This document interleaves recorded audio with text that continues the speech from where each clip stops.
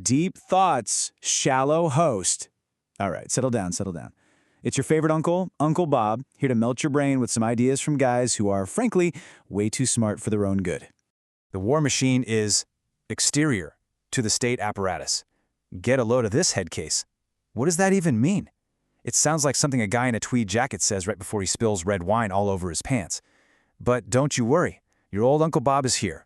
We're going to translate this nonsense for regular folks. For you and me. All right, let's get ready to rumble. In this corner, weighing in with a whole lot of paperwork and regulations, it's the state. And in the other corner, coming out of nowhere, fueled by chaos and probably some cheap whiskey, it's the war machine. This is the main event, folks, the ultimate showdown between order and, well, whatever the heck the other thing is.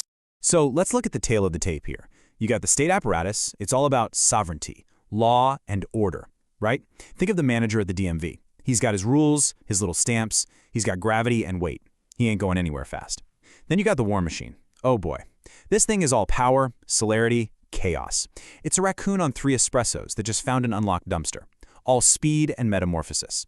It comes from elsewhere, like your cousin who shows up unannounced and sleeps on your couch for a while. Okay, round 1. Let's talk about their home turf. How do these two big shots handle a little thing called space? This is where it gets good. So the state, that big old control freak, it loves what these brainiacs call striated space. Think of a perfect suburban neighborhood. You got your fences, your perfect lawn grids, you keep off the grass signs. Every single inch is parceled out, counted, and owned. But the war machine? Nah. It hangs out in smooth space. You know what that is? It's the muddy field behind the stadium after a rock concert. There are no lines, no rules, you just go. You occupy it without counting it, probably while looking for your lost car keys. And would you look at this thing? A Nomad chariot. This is exactly what I'm talking about. This is the kind of vehicle you build in your backyard after the state tells you your lawnmower is too loud. It's not for roads. Roads are for chumps. This baby is built for pure, unadulterated freedom, and it probably gets like 2 miles to the gallon. All right, next up, how do they play? You can tell a lot about a person by their favorite board game, right? Well, it's the same for these two entities, these two head cases. This state, big surprise, it loves chess. Every piece has a job. A knight is a knight, and they all have to move in their little squares. It's institutionalized war. It's like 2 guys in a bar agreeing to boxing rules before they start swinging. But the war machine, it's playing Go. All the pieces are the same, and they can pop up anywhere. It's a total free-for-all. It's the part of the bar fight where your cousin suddenly jumps in from the pool table and starts throwing chairs. No battle lines, just pure strategy. So we know how they move, we know how they fight. But how do they think? Let's take a peek inside the old noggin. What's going on those brains? I'm telling you, one of these guys' brains is a bag of wet squirrels.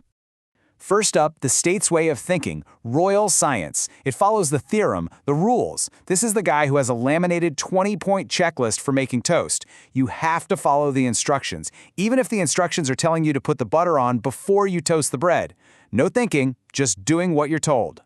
But then you got nomad science. Now this I can get behind. This is the war machine's jam. It follows the problem. This is the beautiful art of fixing your car in the middle of nowhere with nothing but a paperclip and a half-eaten bag of jerky. It's pure genius. It's about getting it done, not about doing it right. Oh, brother, here we go again. The cutting line propels the equation. What is this guy talking about? Let me translate for you. This is for the guy who just starts sawing a 2x4 without measuring it first. He just eyeballs it and figures, it'll work itself out. And you know what? Somehow, for that guy, it always does. The doing makes the plan. Unbelievable.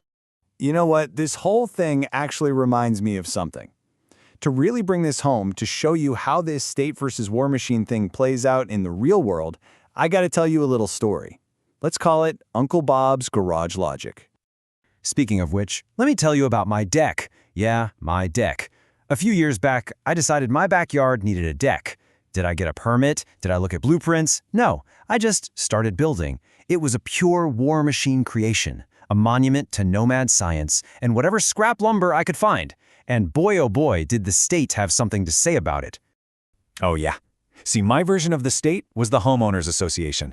First, they send a letter. That's the state's pact, all official and fancy. So what do? I ignore it, and I add a custom beer tan holder to the railing. That's a nomad innovation, baby.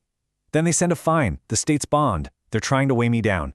So I do the only logical thing, I plant a flag on the deck and declare it the sovereign nation of Boblandia. The war machine goes on the offensive. So it all comes down to this. After all this highfalutin philosophy, what are you? When you get right down to it, are you a chess piece, moving where you're told inside the little squares, or are you a ghost stone, popping up wherever you want, making your own rules?